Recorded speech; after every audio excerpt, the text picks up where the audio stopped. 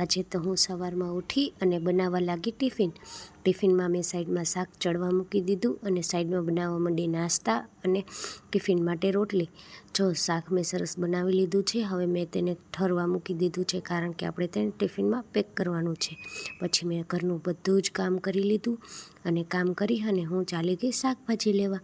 શાકભાજી લઈ અને આવી અને શાકભાજીને સરસ ધોવા માટે મૂકી દીધું. બધા શાકભાજીને સરસ ધોઈ અને મેં એક પાતિયામાં નિતારવા માટે મૂકી દીધું. અને ફુલાવરને મેં નાના નાના કટકા કરી અને તેને પાણીમાં થોડીક વાર રાખી દીધું, કારણ કે એમાં કંઈ જંતુ હોય તો તે બહાર નીકળી જાય માટે. ત્યાર પછી બધું જ શાક હું ઘરમાં લઈ અને એક કોટનની ચૂંદડીમાં સરસ પહોળું કરી દીધું, કારણ કે તેની અંદરનું પાણી બધું સુકાઈ જાય. પછી હું બેસી ગઈ શાક સુધારવા. મેં ફટફટ કરી અને બધું શાક સુધારી લીધું. શાક સુધારી અને સાઈડમાં એક કુકરમાં તેલ ચડાવી દીધું.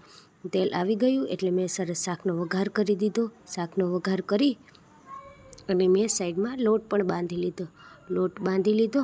ત્યાં શાક મારું સરસ મજાનું ચડી ગયું હતું. જો આ છે શાક અને આ બાંધી લીધો મેં લોટ. ત્યાર પછી મેં સાઈડમાં તાવડી ચડાવી અને હું કરવા લાગી રોટલી.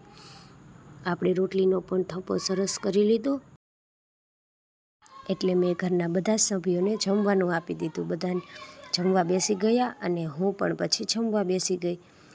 અને બપોર પછી ઉઠી અને મેં જે શાક બહાર રાખ્યું હતું મેં તેને સરસ ફ્રીજમાં મૂકી દીધું. બધું શાક સરસ ગોઠવી અને તેની જગ્યાએ રાખી દીધું.